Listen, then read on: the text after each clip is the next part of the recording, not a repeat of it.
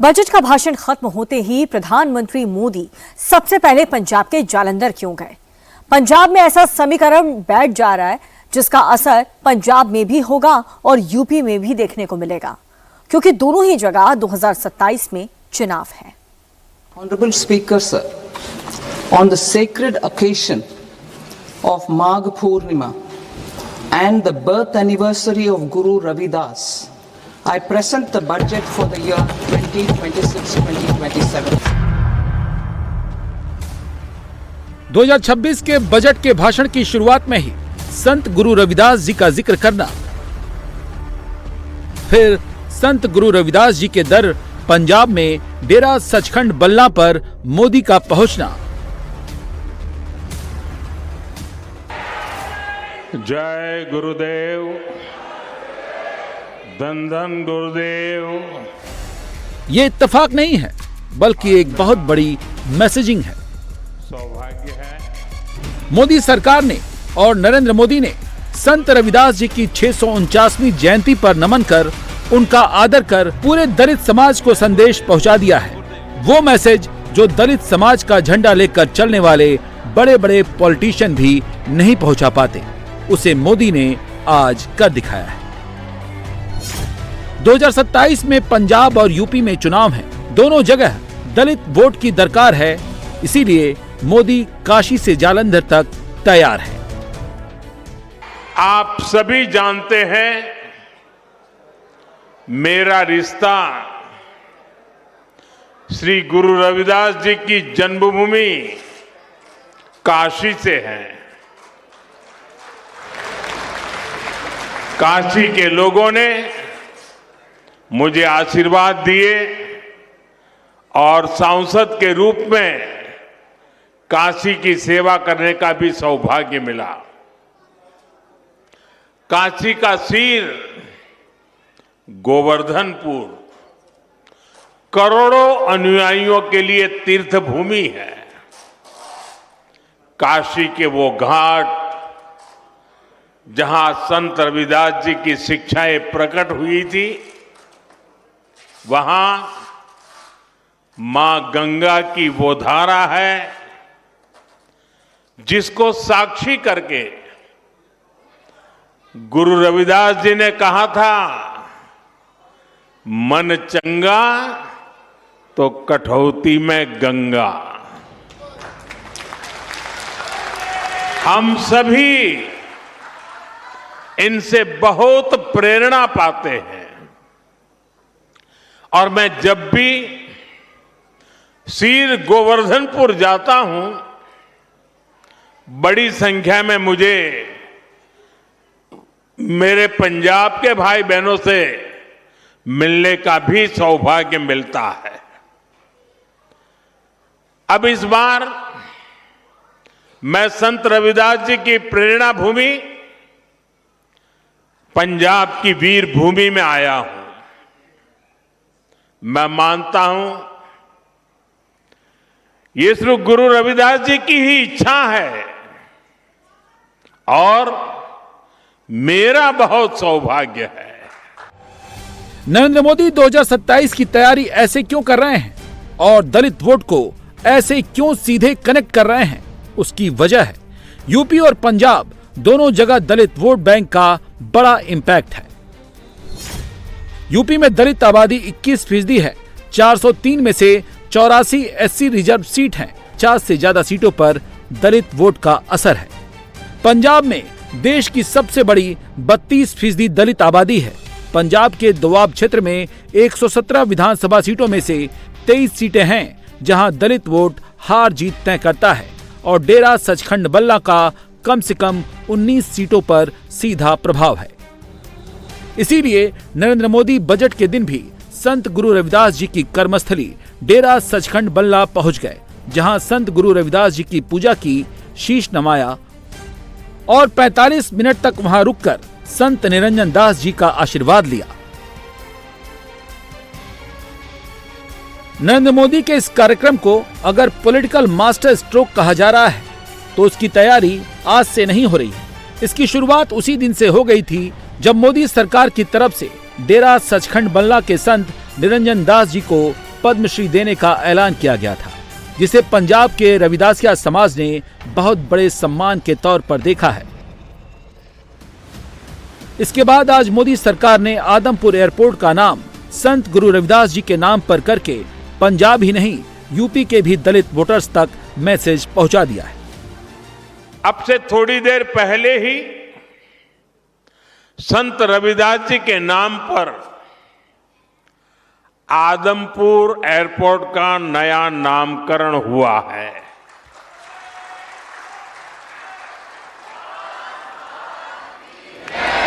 Adampur airport को अब श्री गुरु रविदास जी महाराज जी airport के नाम से जाना जाएगा। इसके साथ भी एक और भी कार्यक्रम हुआ आज। इसके अलावा हलवारा एयरपोर्ट की नई टर्मिनल बिल्डिंग का उद्घाटन भी किया गया। मैं पंजाब समेत पूरे देश के लोगों को इन कार्यों की बहुत बहुत बधाई देता हूं। साथियों, श्री गुरु रविदास जी ने समाज में बराबरी और समान अवसर की बात की थी। इसी भावना से अयोध्या के एयरपोर्ट का नाम महर्षि वाल्मीकि इंटरनेशनल एयरपोर्ट रखा गया। नरेंद्र मोदी ने संत गुरु रविदास जी और काशी के बौद्ध सर्किट के साथ साथ अयोध्या में महर्षि वाल्मीकि का जिक्र कर दलित समाज को ये बता दिया है कि वो दलित समाज को छोड़ने वाले नहीं हैं। दलित समाज को बड़ी ही तैयारी के साथ जोड़ने जा रहे हैं और उन्होंने संत गुरु रविदास जी की जयंती और बजट के ही दिन डेरा सचखंड बलना पहुंचकर मैसेजिंग कर दी है। पंजाब की दलितों के असर वाली 23 विधानसभा सीटों पर अब तक कांग्रेस का असर रहा है, लेकिन कांग्रेस के दलित समाज से जुड़े वरिष्ठ नेता और केंद्र में मंत्री रहे बूटा सिंह पर प्रदेश कांग्रेस अध्यक्ष राजा वड़िंग की उनके रंग को लेकर की गई टिप्पणी के बाद दलित वोटरों में नाराजगी देखी गई है, जिसके बाद सभी पार्टियों ने इन 23 सीटों पर जोर लगा दिया है। आप सरकार भी इससे पहले जालंधर के नौलखा गांव में रातों रात जमीन खरीदकर रविदास जी की वाणी के अध्ययन के लिए केंद्र खोलने की घोषणा कर चुकी है। पीएम के दौरे से पहले अकाली दल के प्रधान सुखबीर बादल जालंधर के बूटा मंडी में शोभा यात्रा में शामिल हो चुके हैं। माना जा रहा है कि कांग्रेस से दलित नाराज हैं, इसीलिए अकाली दल आम आदमी पार्टी के साथ साथ अब भाजपा की नजर भी इसी नाराज दलित वोट बैंक पर टिकी है। जिस तरह का स्नेह प्रधानमंत्री मोदी जी की तरफ दर्शाया गया है, उसको लेके इनको बुआने लगी। तो मैं समझता हूं जो संदेश प्रधानमंत्री जी ने आज दिया है वो उनका पंजाब के प्रति सिर्फ लगाव ही नहीं है, उनकी भावना जो है उनकी पंजाबियत झलकाती है। साहब, पंजाब दस्तार पहनने से कोई सरदार नहीं बन जाता साहब, सिख नहीं बन जाता। दिल में जब तक पंजाबियत नहीं है, गुरु पीर पैगंबरों की धरती है। गुरु महाराज का सबसे बड़ा संदेश था मानस की जात सब एको पहचान में। गुरु रविदास जी क्या कहते हैं कि समाज के अंदर बराबरी है, सभी बराबर हैं।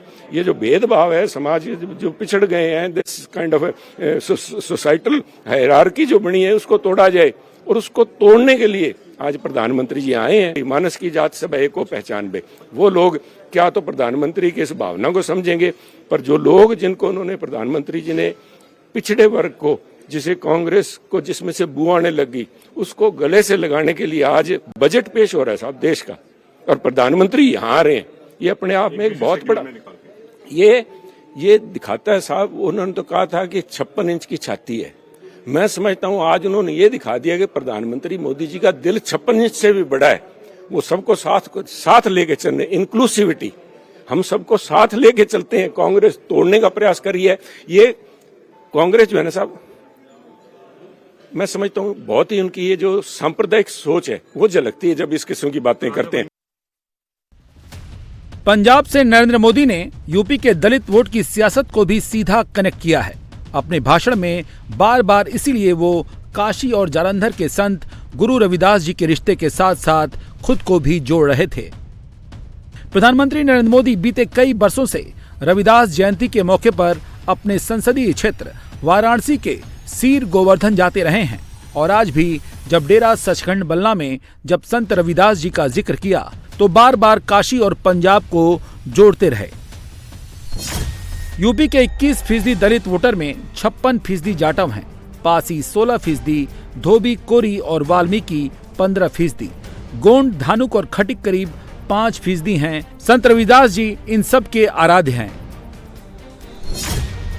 2027 के यूपी चुनाव के दलित जाटव वोट बैंक के पैटर्न का ग्राफ देखें तो बीजेपी को 2017 में 8% और 2022 में 21% वोट मिले, जबकि एसपी गठबंधन को 2017 में 3% और 2022 में 9% दलित जाटव के वोट मिले। बीएसपी को 2017 में 87% और 2022 में 65% जाटव दलित वोट मिले।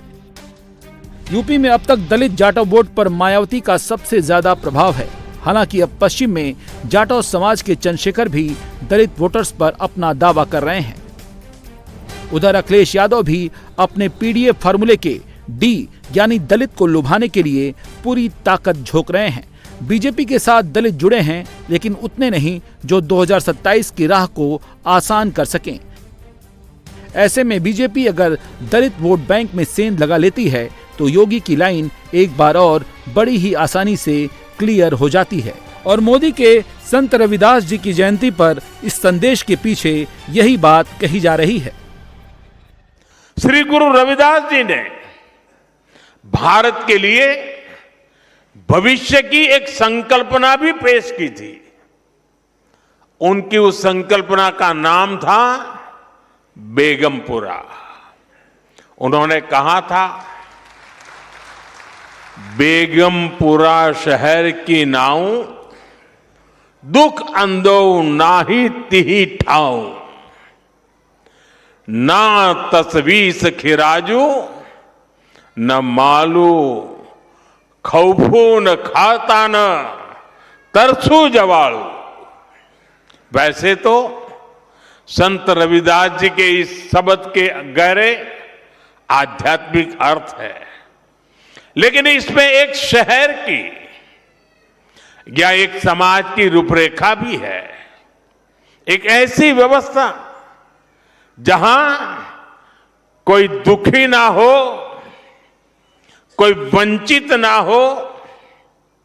मुझे संतोष है कि आजादी के इतने दशक बाद देश अब मिशन मोड में पूज्य रविदास जी की संकल्पना को साकार करने के लिए काम कर रहा है।